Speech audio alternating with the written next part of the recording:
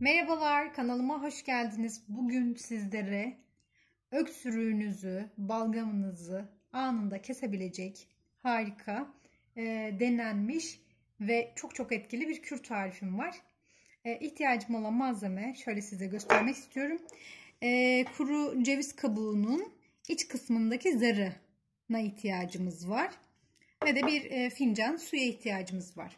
Şimdi yapım aşaması da çok basit bir şekilde şöyle. 2 adet ceviz kabuğu yeterli olabiliyor. Ceviz kabuğunun zarı.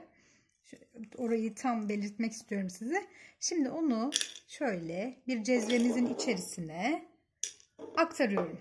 Ardından bir fincan suyumu ilave ediyorum. Ve yaklaşık çok fazla değil 2-3 dakika bir kaynama süresi var.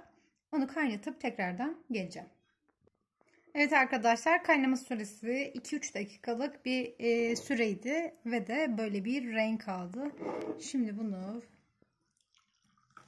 aktarıyoruz ve bu şekilde bir çay elde etmiş oluyoruz. Arkadaşlar bunu günde bir bardak, yani bu bir fincan kadar içtiğinizde öksürük ve balgamınızın kesildiğini ve çok daha rahatladığınızı şahit olacaksınız. Eğer sizin de öksürük ve balgam şikayetiniz var ise muhakkak bu kürü uygulamanızı tavsiye ediyorum.